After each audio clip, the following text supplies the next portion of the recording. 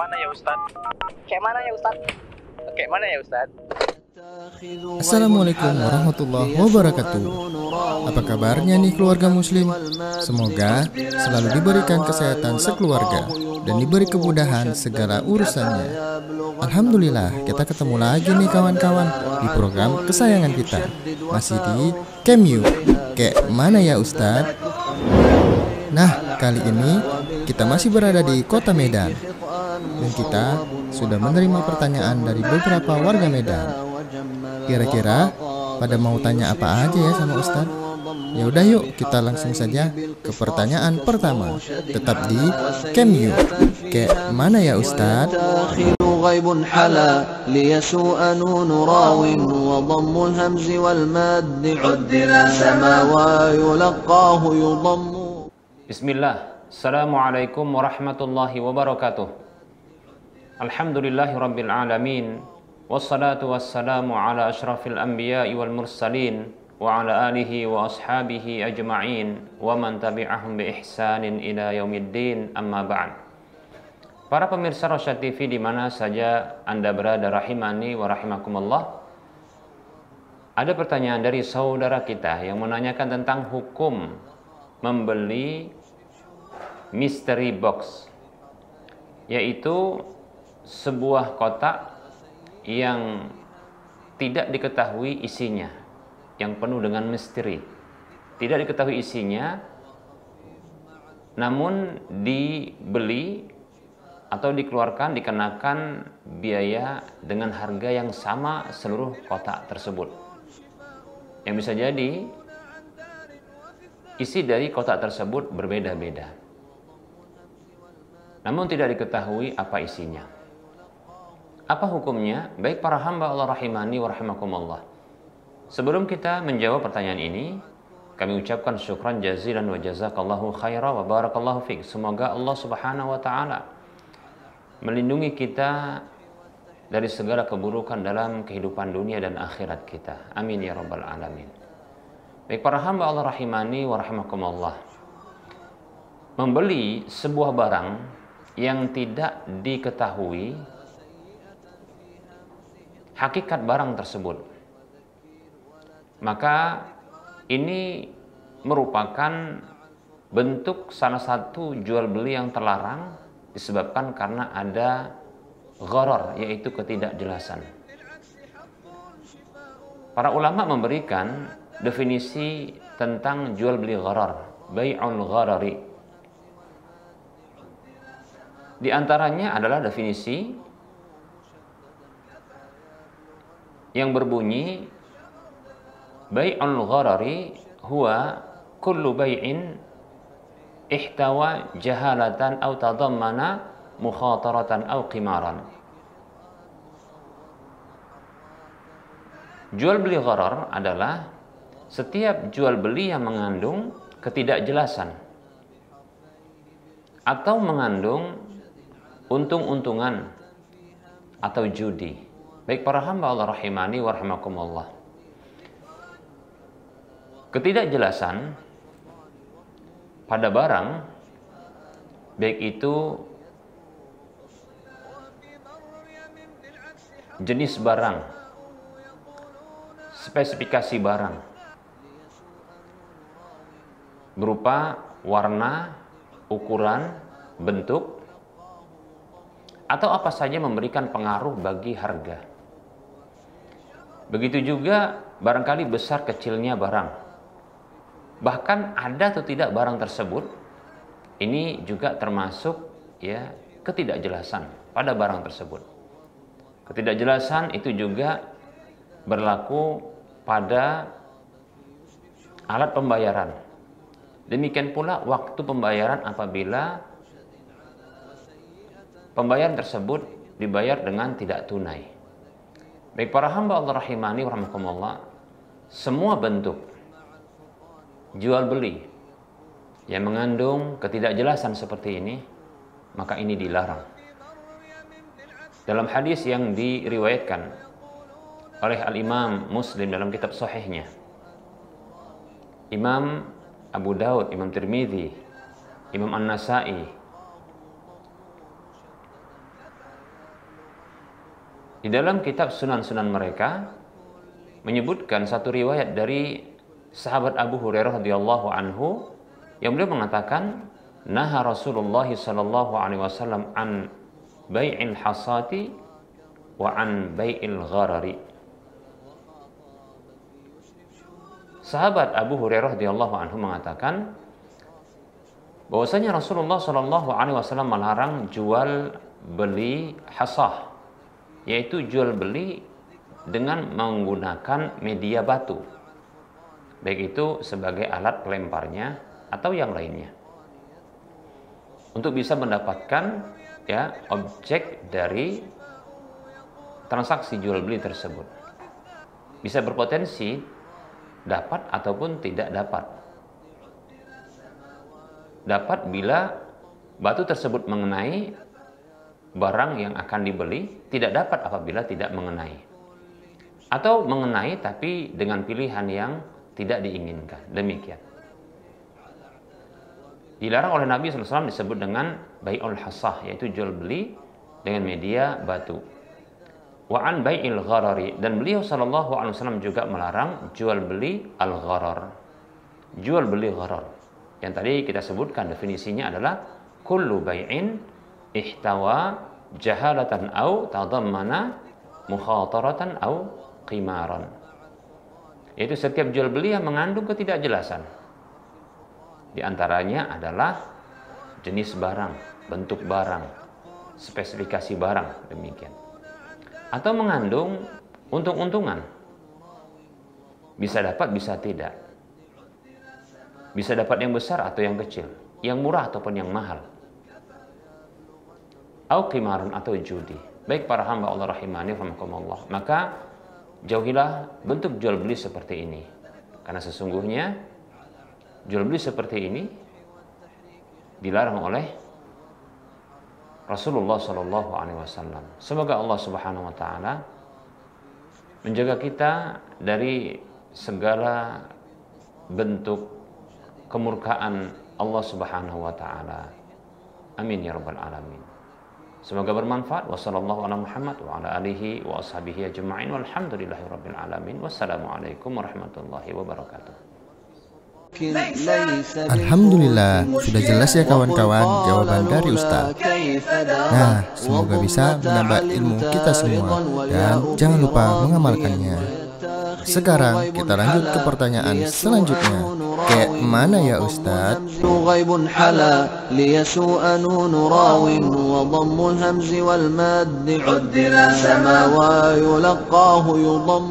Bismillah, assalamualaikum warahmatullahi wabarakatuh.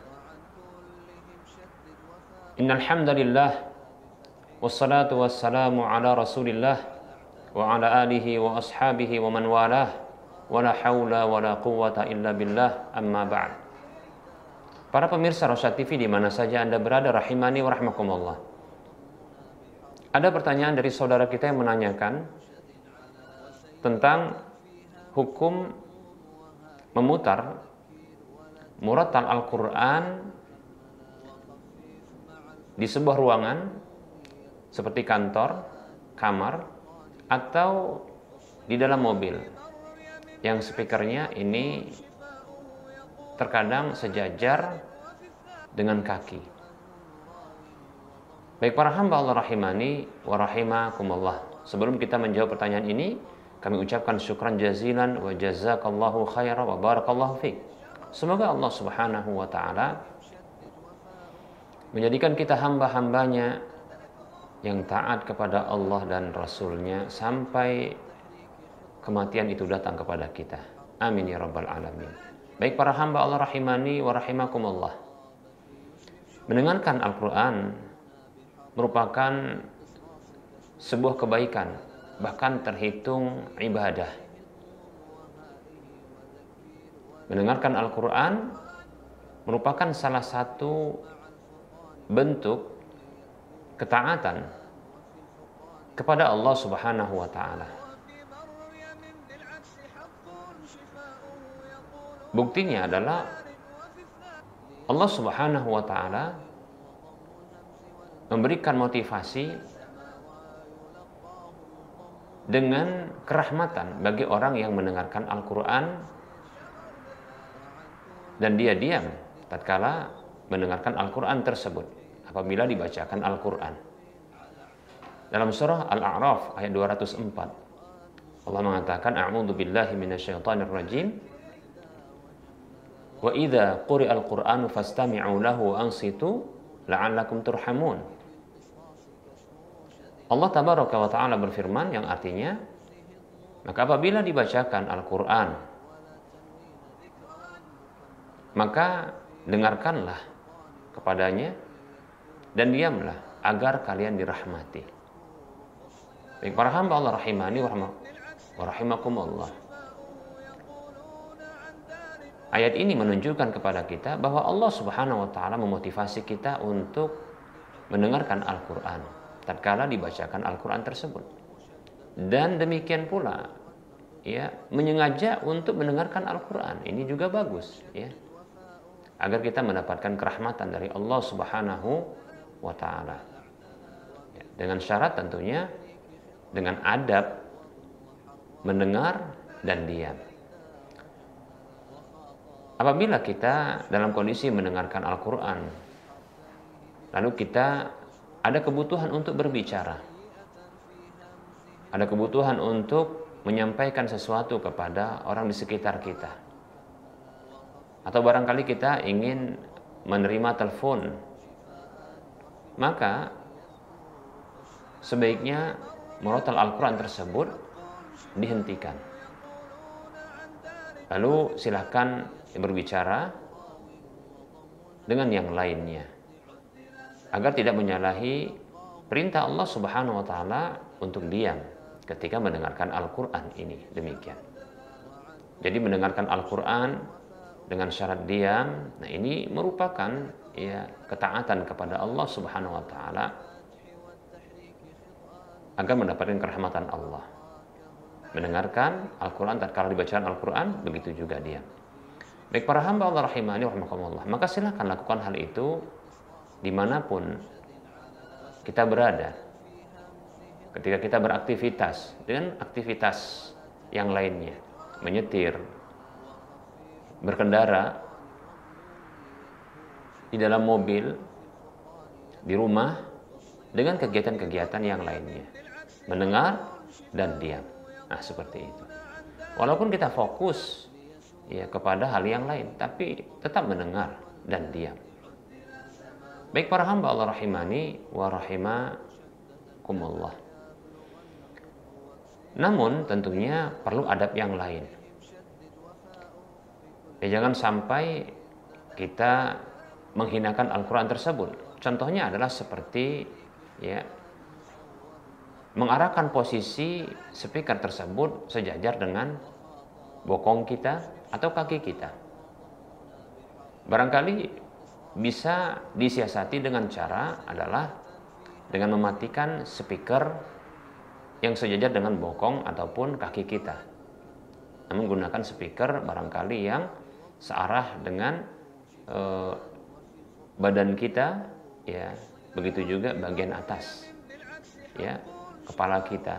Nah seperti itu. Ya.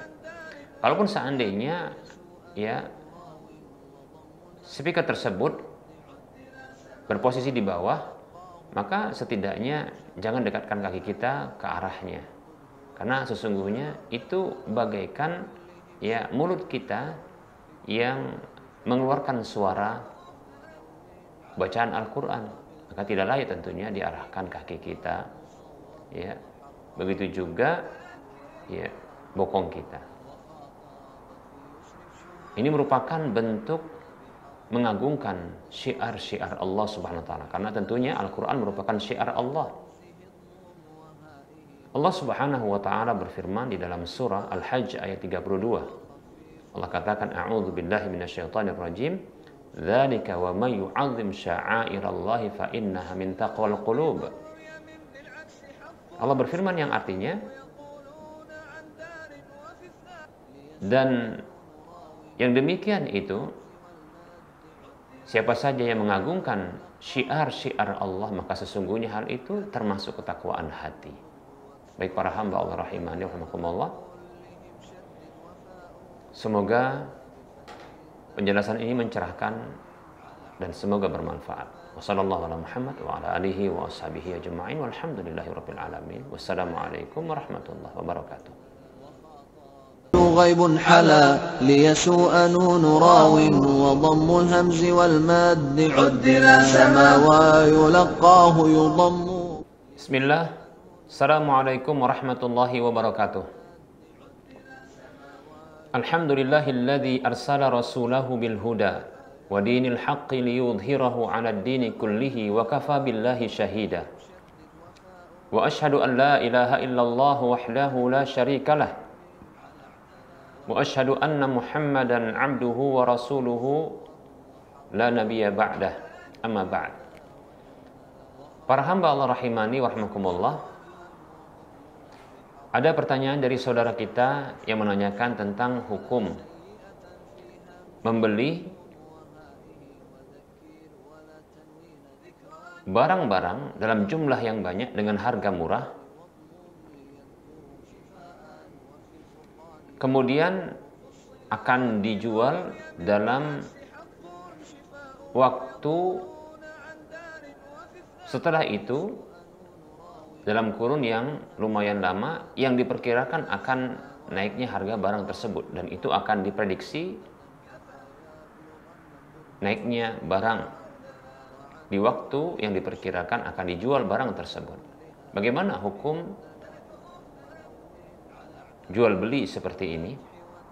Baik para hamba Allah rahimani wa rahimakumullah, sebelum kita menjawab pertanyaan ini, kami ucapkan syukran jazilan wa jazakallahu khaira wa barakallahu fiik. Semoga Allah Subhanahu wa taala menjaga kita dari segala bentuk keharaman-keharaman, keburukan-keburukan. Amin ya rabbal alamin. Baik para hamba Allah rahimani wa rahimakumullah.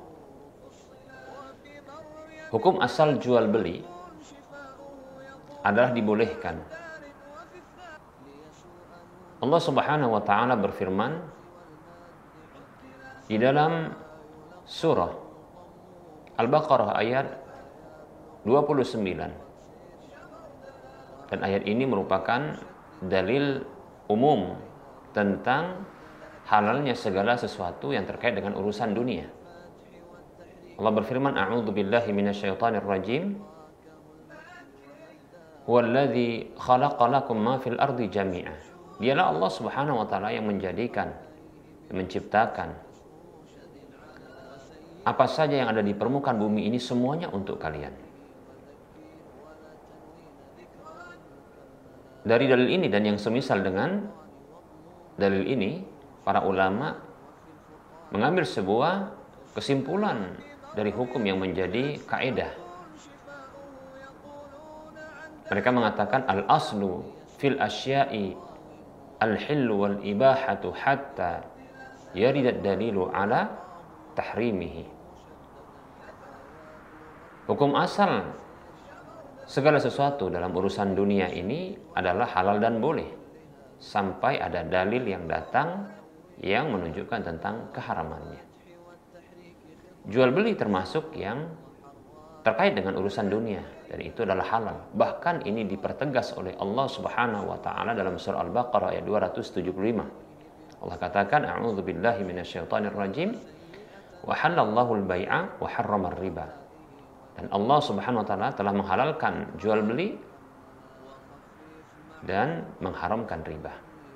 Jelas gamblang Allah Subhanahu wa taala menyatakan dalam ayat ini tentang kehalalan jual beli. Seseorang yang membeli barang dan akan menjual kembali barang tersebut tentunya berkeinginan untuk mendapatkan keuntungan. Dengan cara dia memprediksi bahwasanya barang tersebut dijual dengan harga yang lebih tinggi dari harga awal pembeliannya. Maka ini tentunya adalah sebuah hal yang wajar. Namun perlu diketahui, apabila seseorang dia memborong barang-barang dalam jumlah yang begitu banyak, lalu dia menumpuknya, dan kemudian dia akan menjualnya pada waktu yang akan datang, yang diprediksi harga barang tersebut akan naik. Maka apakah ini termasuk hal yang terlarang? Baik para hamba Allah rahimani wa rahimakumullah. Allah Subhanahu wa taala lewat lisan Rasulullah SAW mengharamkan sebuah tindakan penimbunan barang yang disebut dengan al-ihtikar. Dalam hadis yang diriwayatkan oleh Imam Ahmad, Imam Muslim, demikian pula Imam Abu Daud, An-Nasai dan Ibnu Majah, tentunya ini hadis yang sahih. Rasulullah SAW bersabda, "La yahtakiru illa khati'un," ay asimun. Tidaklah ada yang melakukan tindakan penimbunan barang kecuali orang yang berdosa. Para hamba Allah rahimani wa rahimakumullah, para ulama mereka memberikan sebuah penjelasan tentang penimbunan barang yang diharamkan, yang bisa menimbulkan dosa adalah penimbunan semua jenis barang-barang yang dibutuhkan oleh manusia, dan dengan penimbunan barang tersebut sehingga melonjaklah harga barang tersebut, dan dengan itu maka manusia, orang-orang itu mendapatkan kemudaratan ketika ditimbunnya barang itu. Begitu juga kemudaratan dengan tingginya harga barang tersebut. Inilah ya bentuk penimbunan barang yang diharamkan. Adapun barang-barang yang tidak dibutuhkan oleh manusia, bukan merupakan kebutuhan pokok, seperti contohnya hanya barang yang bersifat sekunder, kebutuhan sekunder atau tersier, maka ini bukanlah ya termasuk penimbunan barang yang diharamkan.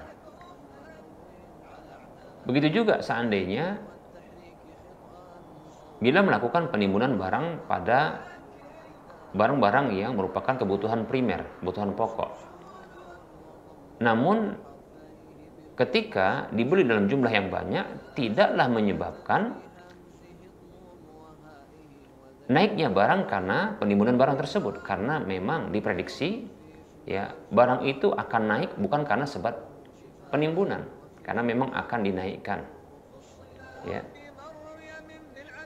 Dan dengan syarat hal ini menjadi boleh apabila tidak memudaratkan orang-orang karena langkanya barang tersebut, sehingga orang-orang akan membeli dengan harga yang mahal. Demikian. Jadi kita ulangi bahwasanya penimbunan barang atau penumpukan barang, ditahannya barang tersebut dalam jumlah yang banyak ketika dibeli, dan barang tersebut adalah barang yang dibutuhkan oleh orang, termasuk kebutuhan yang primer. Kemudian ketika ditahan dan ditimbun, ditumpuk, ternyata hal ini menyebabkan kemudaratan bagi orang-orang.